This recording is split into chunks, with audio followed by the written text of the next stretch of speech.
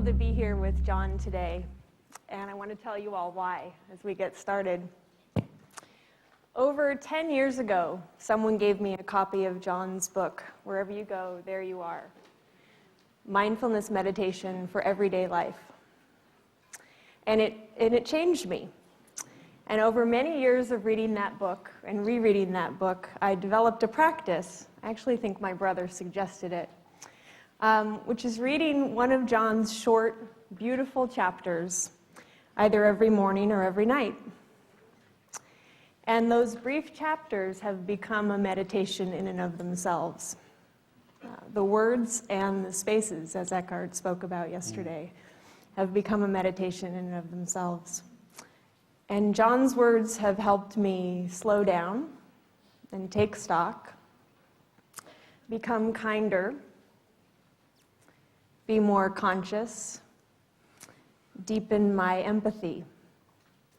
And I have in turn given that book dozens and dozens and dozens of times to people who I hope it sits on their shelves, and on the right time, on the right day, they pick it up, crack it open, and think, this is interesting, and it speaks to me today. So I want to thank you for your work and the way that it has touched me and changed me. Thank you, Karen. Of course, anybody would be deeply touched to hear that, and I certainly am. When you write, of course, you have no idea who's going to be reading what you write. Everybody knows that. And so it's a certain way in which it's a lot like what Gopi was saying about the yoga, that there's a certain kind of connection that's possible, but it hasn't actually taken form yet. And in a sense, the writer takes responsibility for creating the conditions that when they write, then the moment happens. And what's being said is really, at least in my work and the work of my colleagues, it's never really about us. Right. It's about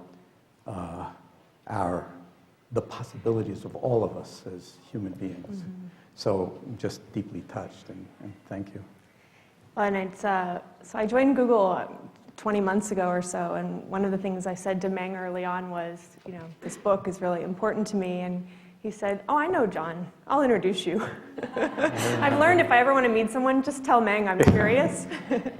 And so he did, actually, at this conference last year, and I told Jon a little bit then about how his work had touched me.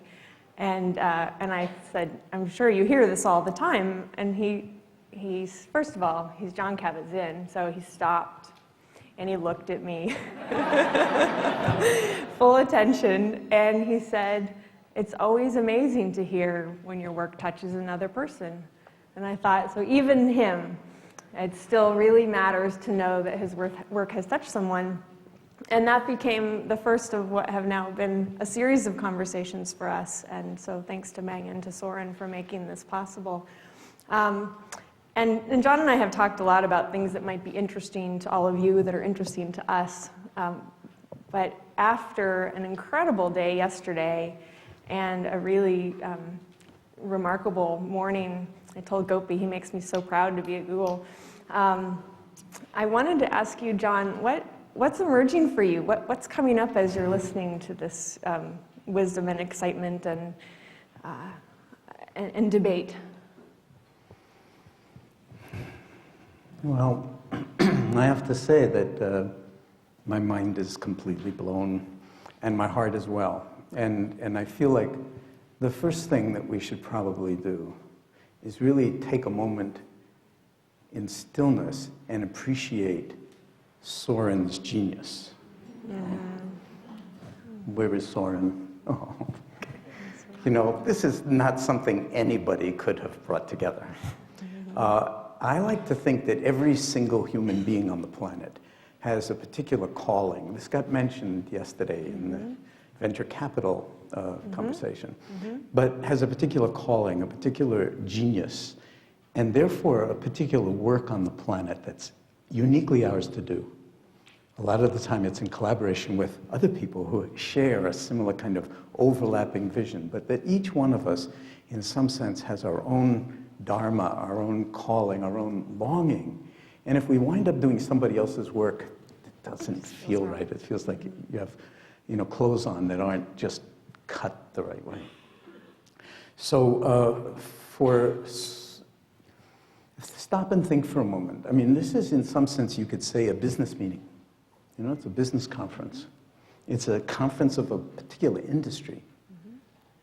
I can't imagine any other industry or business having the conversation that we are having, where every single group of presenters who take this stage, whether single or together, is speaking about the convergence of the inner and the outer, of wisdom and compassion, of clarity and focus, of a kind of deep purposing. Many people have spoken about changing the world as part of, like, you know, the sort of mission statement of the young nascent organization.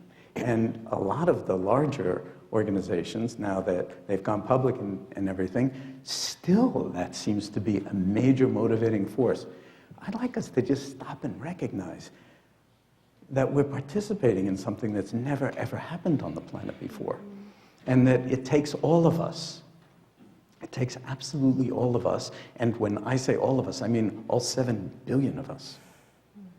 And the connectivity that we saw and the potential for the technology to be used in ways that really do not only connect, but inspire and remind, and maybe even with the 79th organ in our pockets, rebody ourselves. If we can remind ourselves of what everything Eckhart guided us in yesterday, of the capacity to drop into the present moment, to really remind ourselves that there only is the present moment, that that's all there is. If we're planning for the future or worrying about the future, or we're reminiscing about the past or really upset about the past, it's all unfolding here and now. And yet a lot of the time we're blasting through our moments to get to better moments. And everybody knows intuitively that we lose ourselves in that, and that the word creativity has been mentioned a lot on the stage, and imagination, intuition. And we all know, we don't have to have someone lecture us on the subject, that when we're in that automatic pilot mode that's blasting through our moments to get to some better moment at some other time, whether it's on the personal side or whether it's on the work side, on the achievement side. And I love that distinction between achievement versus fulfillment, you know. And what we need is a kind of yin-yang where it's not like we're not in the business of achieving appropriate goals, but that they need to, in some sense, be our work so that we understand how the fulfillment doesn't come with the achievement. The fulfillment is here moment by moment by moment, just the way the breath is here moment by moment by moment. So I just want to, before we go any further, kind of collectively recognize that we're all participating in something mind-blowing, heart-opening, and that, and you felt it between His Holiness and Desmond Tutu. I mean, and that we don't know where this is going, but I feel really confident that the level of intelligence in this room, and I don't mean necessarily conceptual intelligence, however much of that there is, but the level of all the multiple intelligences that really are in our DNA as human beings, and why we call ourselves Homo sapiens sapiens, the species that knows and knows that it knows. And, so far, I don't think so, but it's possible. Possible. If we practice, if we learn how to actually drop in, visit ourselves, inhabit the spaciousness that Eckhart was talking about, which, just to tie this in, and then I'll stop because it's a conversation. It's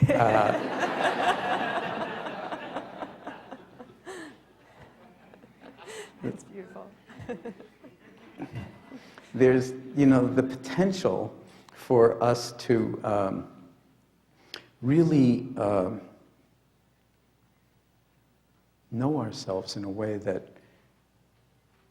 we sometimes suspect, but never really allow ourselves. Because, let's face it, now is always the wrong time too, right? I'd love to meditate, but later, or I tried that, and it's just like all there is confusion in my head and thinking and so forth.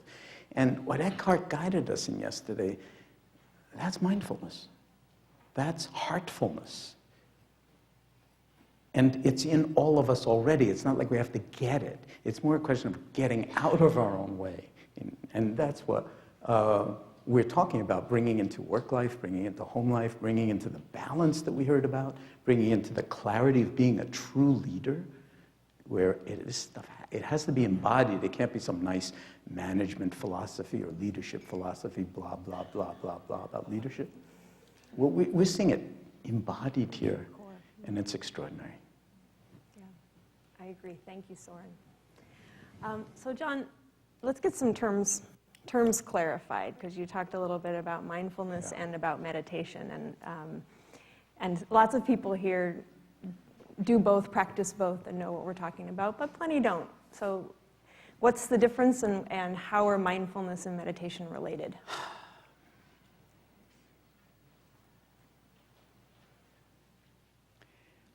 We've heard a lot about paying attention.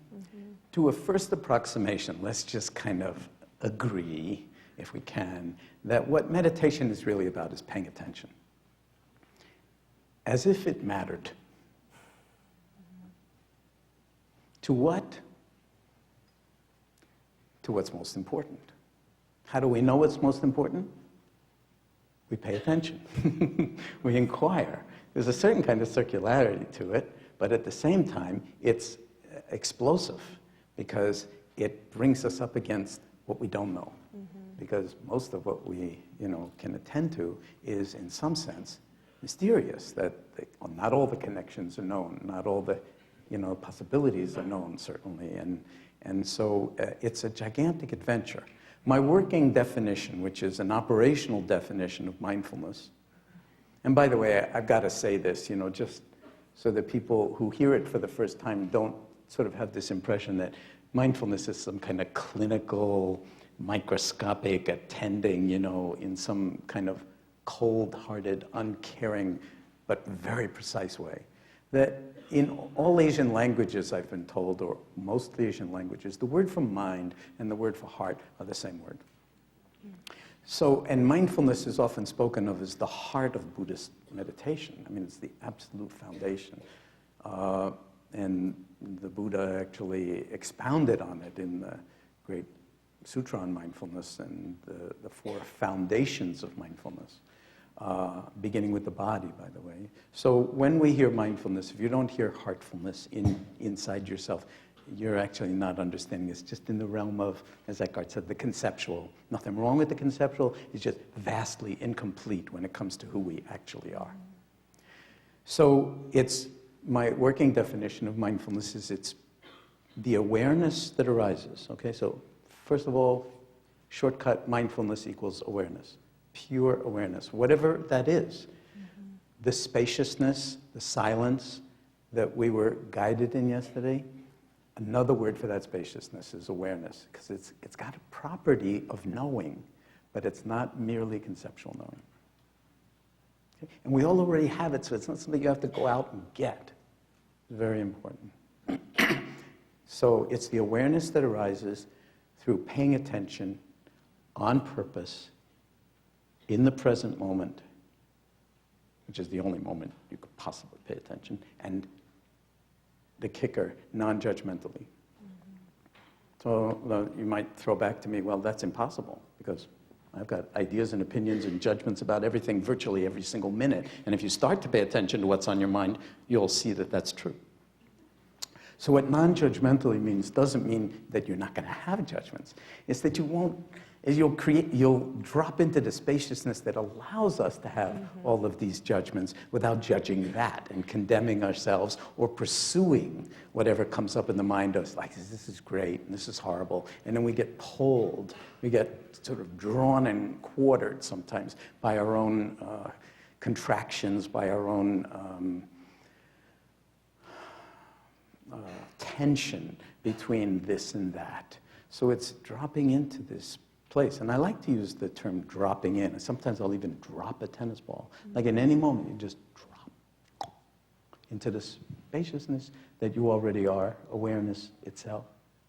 And you don't have to get caught in the ideas and opinions and everything else. And you heard that in group processes, to really stimulate into innovation, It's really important to get out of your own way, both individually and as a group, so that we can allow the crazy to arise, the unsuspected to emerge, all of those kinds of things that if you're thinking, well, they'll think I'm stupid if I say this, you won't say. Or you might not even allow yourself to think.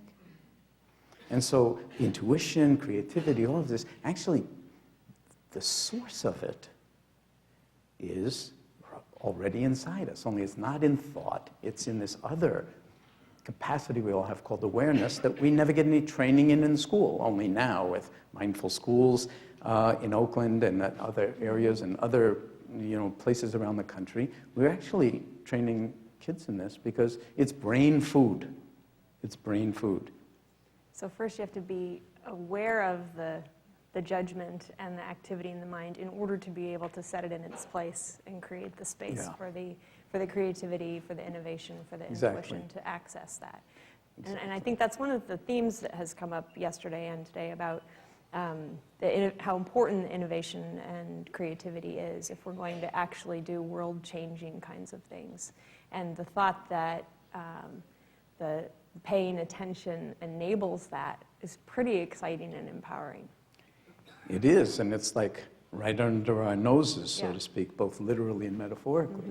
So that's why the breath can become, in some sense, our ally or our reminder to drop back in. When you get lost, no problem. It's not like, oh, I'm a bad person, I'm a bad meditator, my mind wandered. It's in the nature of the human mind to wander. I mean, it's like, and somebody said earlier that, it's chaotic underneath. I think Evan said it, But actually, there's another image that's very helpful in meditation, and it's actually a lot of time, if you pay attention, it's chaotic on the surface. It's like the ocean, a lot of the time, depending on the atmospheric conditions, the waves will be huge or tumultuous or really crazy. And our thoughts, our weather patterns, our emotions are weather patterns. But if you drop in and drop down beneath the surface 20 or 30 meters,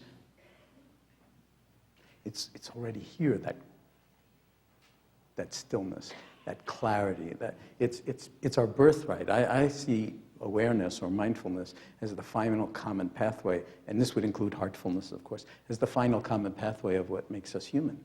And as Dan Siegel, you heard yesterday, when you practice in this way, it's like the mind wanders, and when you're paying attention, you notice what's on your mind. A lot of time we don't have this license, you bring it back. Mind wanders, you bring it back.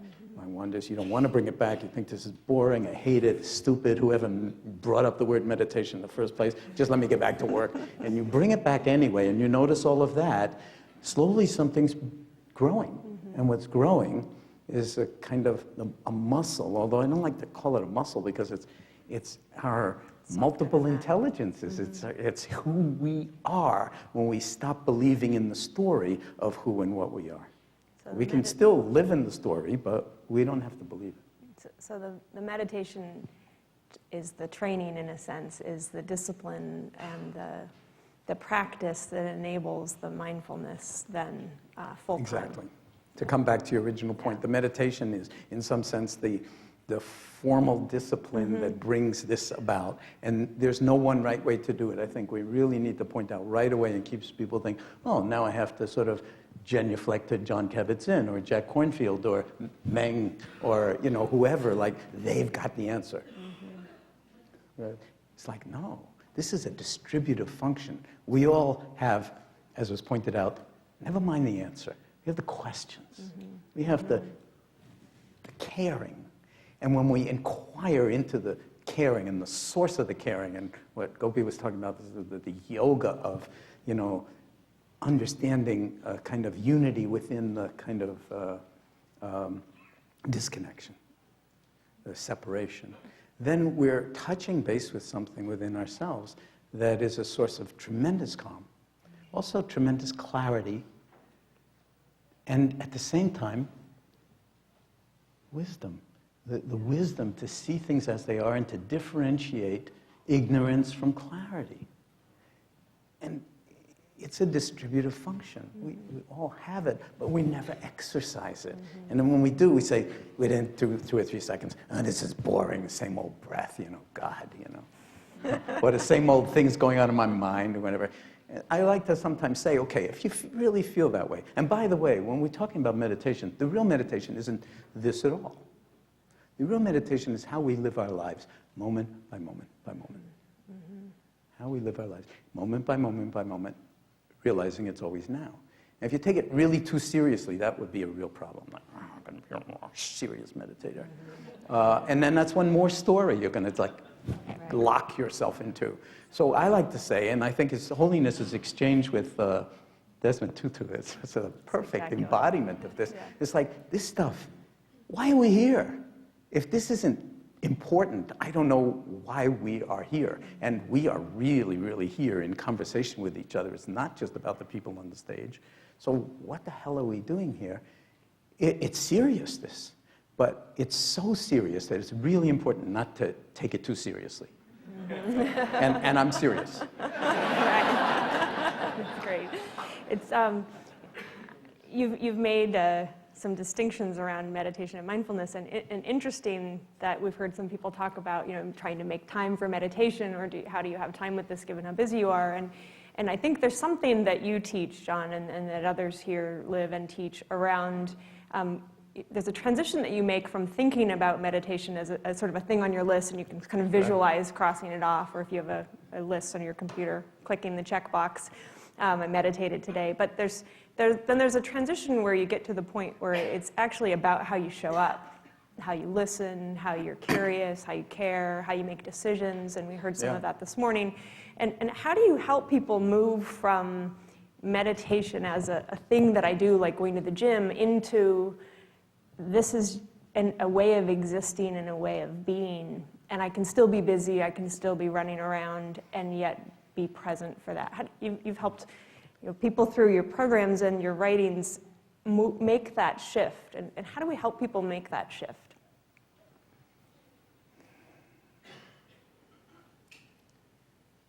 I think by, in some sense, articulating the ground rules or the invitation from the very beginning. Okay? Because if you get off on the wrong foot with meditation, you can easily meditate for 30 or 40 years. But really what you're doing is you're thinking you're meditating.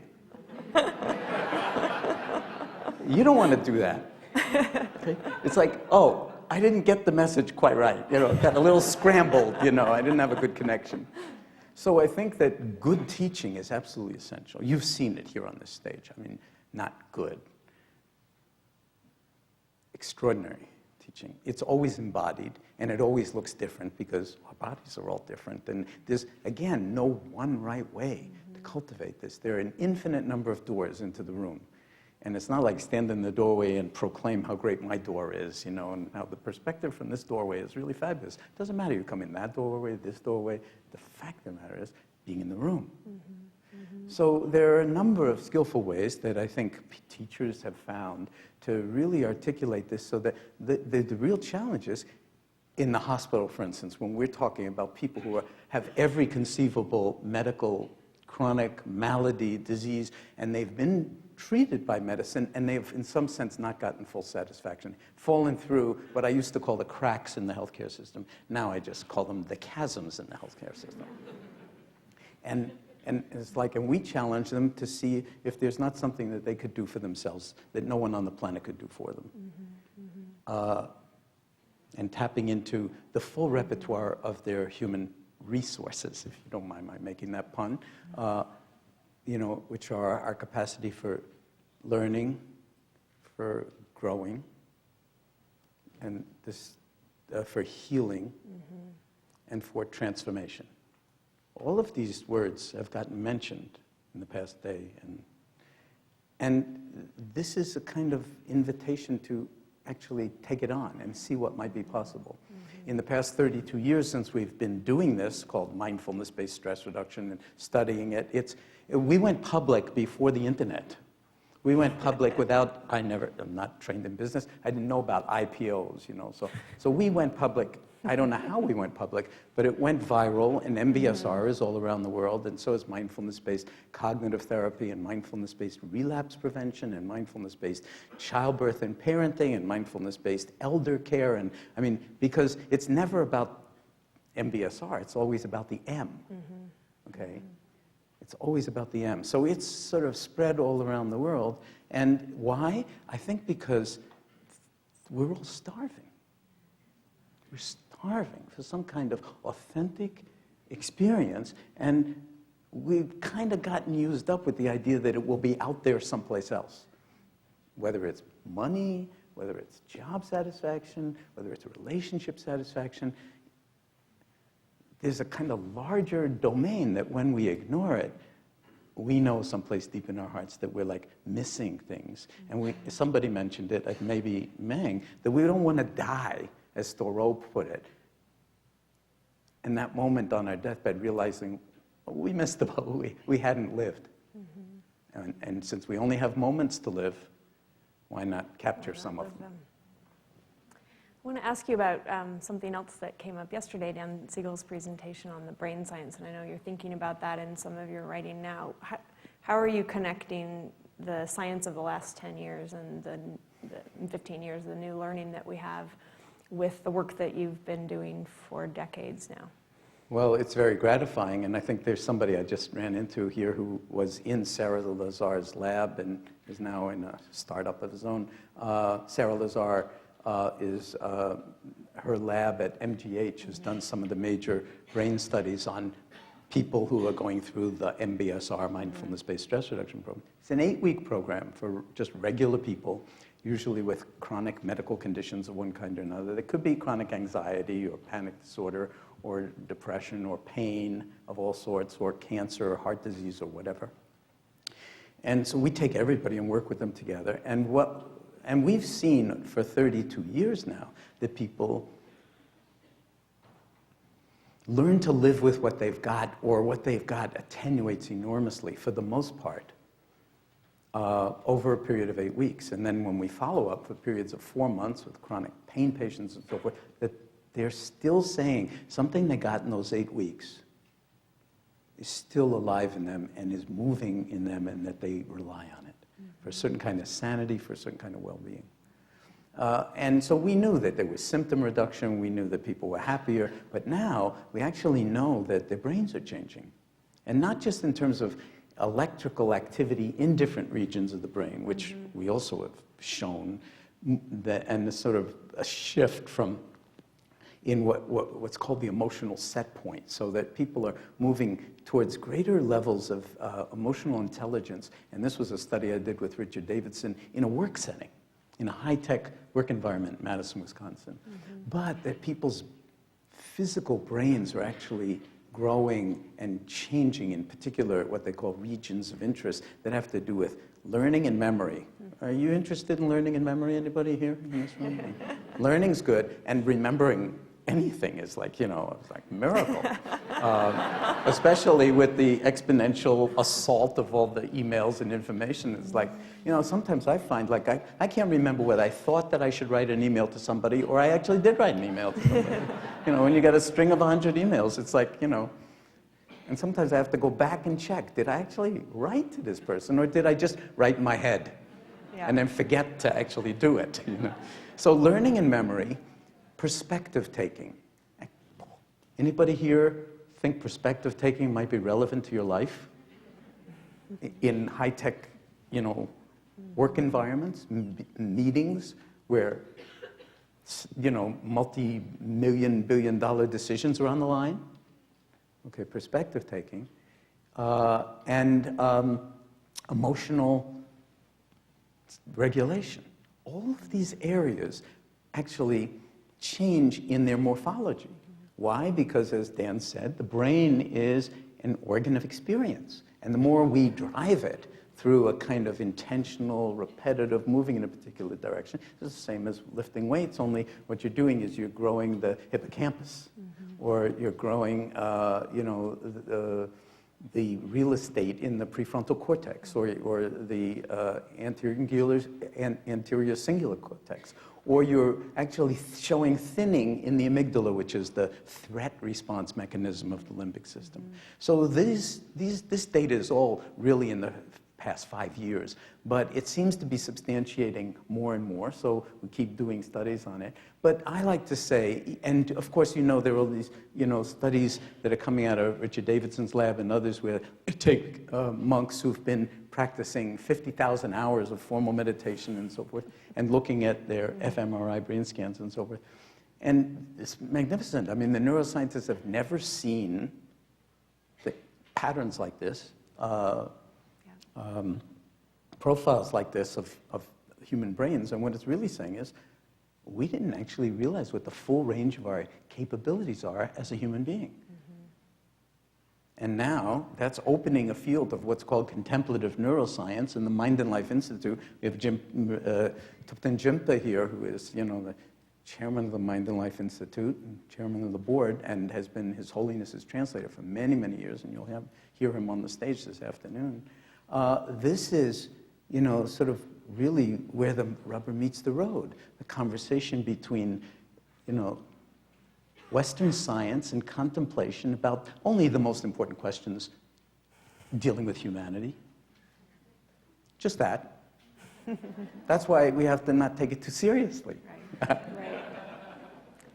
Does anything in the brain science, in the neuroscience, change your thinking about the way to help people access their own version of mindfulness, their own peace? That's an interesting question. I didn't warn him about this one. No, that's a really interesting question. I don't know. I don't think so, not yet, because the insights are very preliminary, and I don't think there are that many insights. It's just like, sort of correlations, neurocorrelations, and things like that. My reason for bringing up the monks in the scanners and so forth is that none of those monks started out meditating because they wanted to make beautiful colored fMRI patterns, on large, supercomputers. They didn't go into it for that. So if we had none of the technology and we didn't know anything about what's going on in the brain, there's still very, very, very compelling reasons to get your butt on a cushion every once in a while. It's a radical act of sanity, seriously, to stop. It's a radical act of self-compassion, to pause and to reflect and to drop in on the spaciousness, on the sort of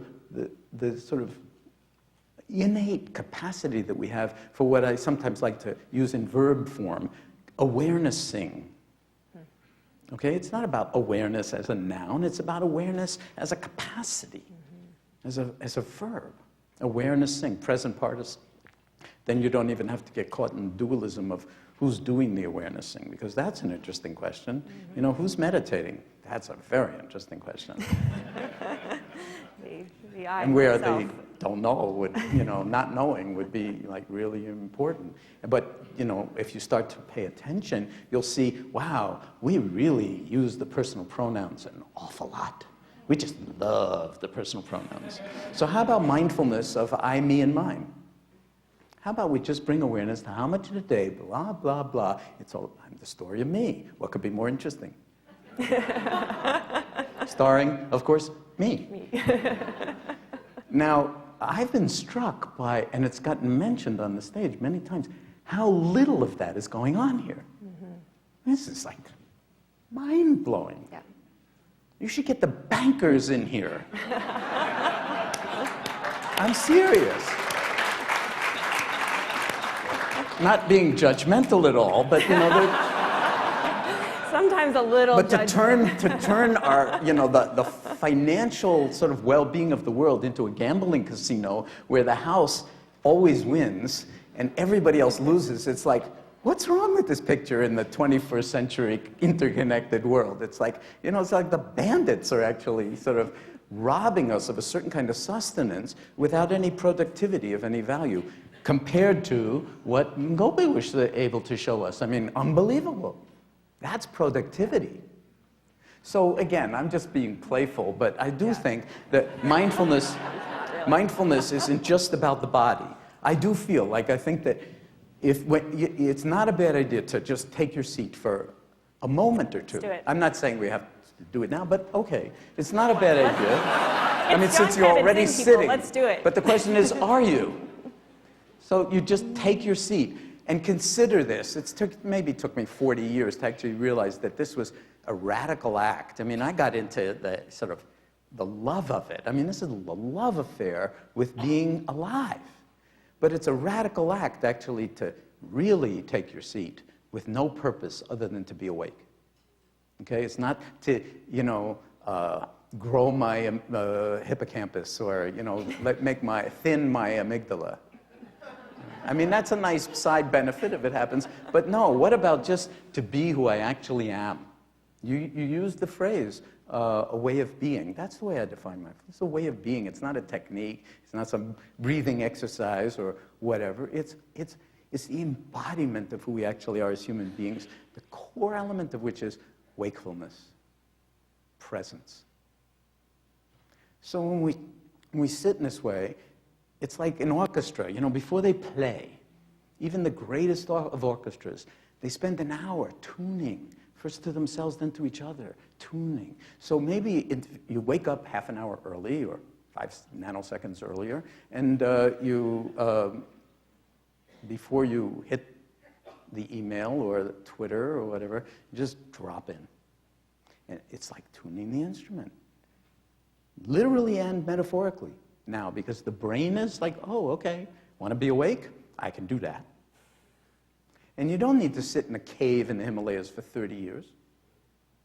And then maybe you'll be worthy, you'll be a worthy person, or you'll be a good meditator. It's not about being a good meditator, it's about being human. And it's about, in some sense, loving silence and sort of the heartfulness and the boundlessness, the luminosity of awareness. It's actually, as I think Eckhart was saying, more who we are than anything else. More who we are than anything else. And it isn't forever, folks. At least not yet. There's a whole other technologies working on it being forever, but for now it's not forever. But if we own and inhabit more of our moments, we'll not only live longer, we'll live much more fully. And of course, we'll make better decisions, but we'll also be able to deal with all of the challenges, the full catastrophe, as Zorba called it, the stress, the pain, and the illness. Because let's face it, I mean, suffering got mentioned a lot. It's not like, oh, yeah, there's suffering, but we're going to just enjoy how wonderful, all the interconnectivity is. Many, many people have spoken about how, we have to learn how to balance the seductive and the addictive elements of this technology. It doesn't just do what Gopi showed us. It also, we become addicts in some sense, and we distance ourselves from ourselves. So this is really a love affair with life. And there are an infinite number of ways to do it. I love the fact that mindfulness is becoming, in some sense, a key vector through this whole inquiry. And, none of us know where it's going. That's the beauty of this. But if we each take responsibility for our little piece of it, both inwardly in the body and in our families and in our work and in the larger world, mindful politics, for instance, mindful economics, each in our own tiny little way, I think we'll move the bell curve of the society and the world in just the direction that it needs to move. No one knows exactly, but our collective engagement will do that. And if we stay in the present moment, we'll see how it goes. That's perfect. Thank you, Jon. Thank you, Karen.